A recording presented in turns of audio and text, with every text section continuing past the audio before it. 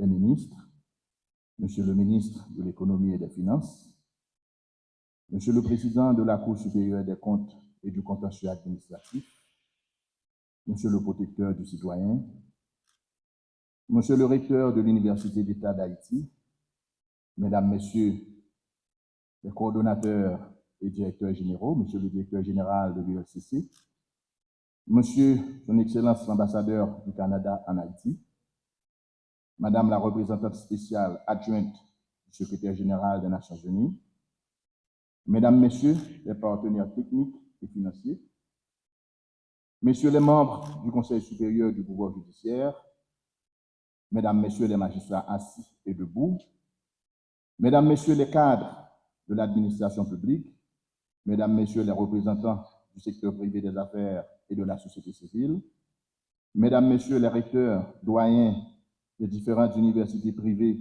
des facultés, Mesdames, Messieurs de la presse parlée, écrite, télévisée et des médias en ligne, Mesdames, Messieurs, en vos rangs, grades, qualités et distinctions, tout protocole compris. En cette occasion spéciale, marquée par le lancement des consultations nationales autour de l'élaboration de la stratégie nationale de lutte contre la corruption, je suis imprégné d'un sens profond d'engagement afin de vous sensibiliser autour de l'importance d'un tel événement qui, au-delà de sa dimension symbolique, marque aussi un tournant décisif dans la mise en œuvre des différentes combinaisons permettant de prévenir et de lutter contre la corruption sous toutes ses formes. En effet, la Convention des Nations Unies contre la corruption est un instrument international complet, destiné à combattre le fléau de la corruption dans le monde entier. Et comme il est indiqué dans le préambule de la dite Convention, la corruption non seulement menace la stabilité et la sécurité des sociétés, les institutions et les valeurs démocratiques, les valeurs éthiques et la justice, le développement durable et l'état de droit, mais elle est aussi un phénomène transnational qui frappe toutes les sociétés et toutes les économies. De la sorte, le gouvernement haïtien, dont j'ai l'insigne honneur de diriger, a fait de la politique anticorruption un des piliers essentiels pour l'établissement d'un climat approprié à la bonne gouvernance et au respect des droits économiques, sociaux et culturels. Le 16 mars 2009, par résolution prise en Conseil des ministres, le gouvernement de la République d'alors a adopté le document de stratégie nationale de lutte contre la corruption. Celui-ci témoignait d'un acte d'engagement solennel au plus haut sommet de l'État à prendre des mesures appropriées et durables afin de prévenir et de combattre ce fléau sous toutes ses formes. Plus de 10 ans après, nous sommes appelés pour une seconde fois à ce devoir citoyen de signer ce même pacte qui, encore, témoigne d'une volonté de rupture avec les pratiques malsaines qui paralysent le fonctionnement adéquat de nos institutions et qui entravent le bien-être collectif. Mesdames, Messieurs, je ne suis pas ici ce matin pour faire le diagnostic de l'ancienne stratégie nationale de lutte contre la corruption qui, malgré les efforts, est loin d'avoir apporté des réponses concrètes tant espérées. Il s'agit pour moi, en tant que chef du gouvernement, de prendre un autre engagement officiel, celui d'adopter une réponse forte, diligente, cohérente et surtout participative face à ce mal profond qui ronge notre société. De cette manière, le lancement des consultations nationales autour de l'élaboration de la stratégie nationale de lutte contre la corruption, 6 ans après le premier cycle, doit être nécessairement vu comme un redémarrage et une révision des stratégies de lutte mises en place antérieurement. Il s'agit, à partir de ces consultations, de développer une nouvelle méthodologie visant à encourager une vraie synergie entre toutes les institutions de contrôle de l'État. Il s'agit aussi de permettre la participation de tous les secteurs de la société qui ne relèvent pas forcément des pouvoirs publics. Ce faisant, il s'avère nécessaire de bâtir un cadre institutionnel renforcé avec une justice indépendante, mais aussi un cadre normatif existant permettant de protéger les lanceurs d'alerte. Sur ce point, je salue le travail déjà effectué par l'ULCC avec l'expertise de l'ONUDC pour rendre disponible ce texte juridique aussi crucial dans le dispositif anticorruption d'un pays. J'exhorte également l'ensemble des acteurs à s'engager davantage dans la mise en œuvre pour garantir des résultats à court terme dans cette lutte. Car il n'est pas sans savoir que la lutte contre la corruption est l'affaire de tous. Il nous faut unir nos forces pour venir à bout de ce fléau que représente la corruption.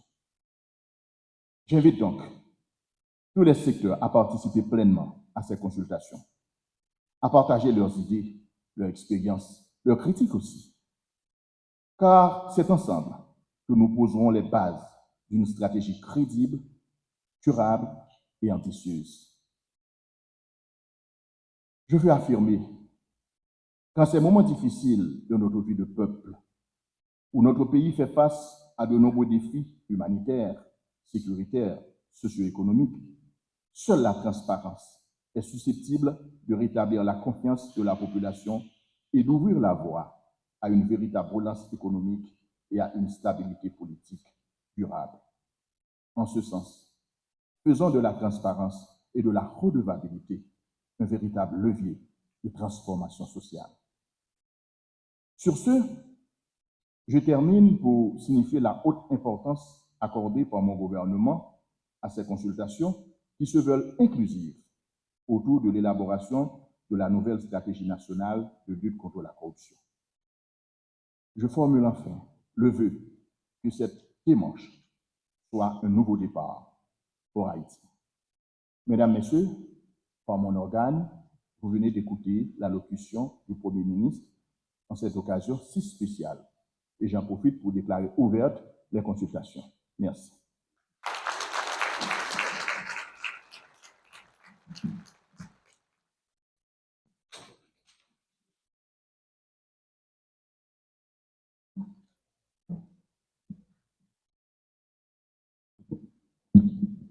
Merci, Monsieur le ministre.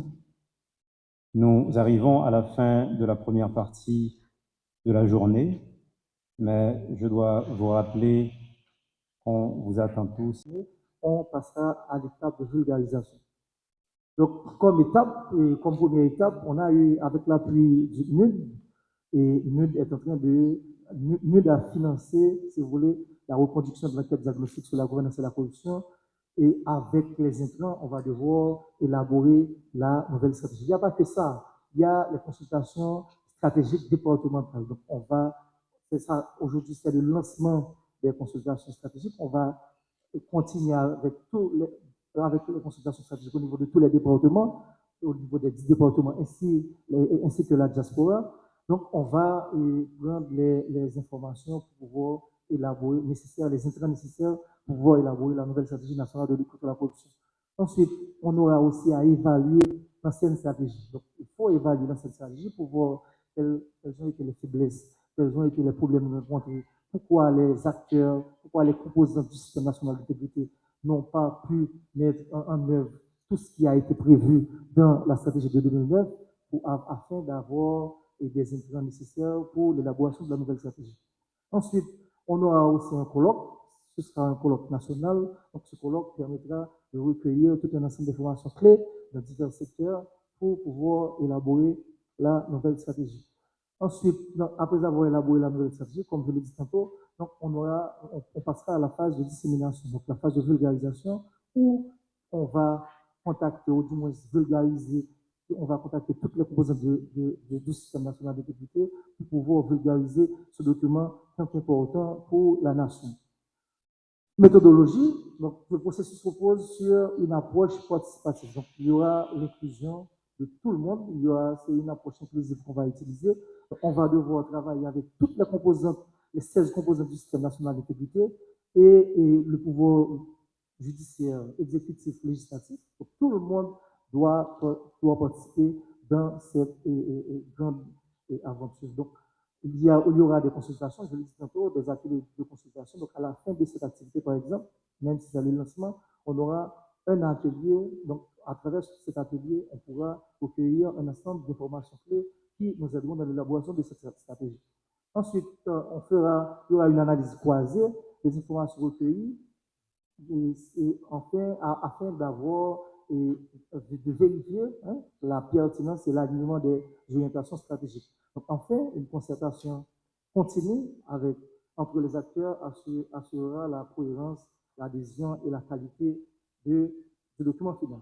Donc, quels sont les acteurs sollicités? Tout à l'heure, je vais parler du NUD a financé la reconduction de l'enquête à hauteur de 212 000 $ et on aura aussi un financement de la Banque mondiale pour l'élaboration de la stratégie. Donc, la Banque mondiale prend en charge le recrutement de consultant principal chargé d'accompagner l'analyse stratégique de la nouvelle stratégie. Ensuite, on aura aussi, bien entendu, je salue la présence du ministre des Finances, on aura l'appui du MEF pour faciliter la mise en œuvre complète de ce document et un soutien logistique qui est un acteur incontournable c'est un acteur incontournable et qui appuie l'ULCC dans presque toutes les activités préventives. Les membres du SNI, vous êtes très, très, très importants pour nous. Et je veux citer le pouvoir exécutif, le pouvoir législatif, le pouvoir judiciaire, les collectivités territoriales, la Cour supérieure des comptes et du contentieux administratif, les institutions de contrôle telles que l'IGF, l'UCREF, la CNMP, l'OMRH et le BAF, les institutions fiscales et douanières, le Conseil électoral provisoire ou permanent, provisoire, la société civile organisée, le secteur privé des affaires, les universités et les centres de recherche, les médias nationaux et communautaires, la diaspora haïtienne, les partenaires techniques et financiers, tels que le PNUD de la Banque mondiale, l'ONEDC et j'en passe, et l'appui incontournable du ministère de l'économie et des finances. Donc, cette nouvelle stratégie nationale de lutte contre la corruption doit répondre à l'impératif d'une refondation institutionnelle. Quand on a un pays qui subit et qui fait face à tous ces problèmes-là, on a un problème de sécurité, de mauvaise gouvernance, de problèmes de corruption qui gangrènent, comme je l'ai dit tantôt, toutes les stades de l'administration publique haïtienne. On a besoin de l'appui de tous les secteurs. D'ailleurs, la lutte contre la corruption, c'est une lutte qui doit être inclusive. Donc, la lutte contre la corruption est transversale. On a besoin de l'appui de toutes les institutions, mais pas seulement à l'ULCC, de combattre la corruption. On a besoin de vos appuis. Donc, sur ce, je vous remercie et merci.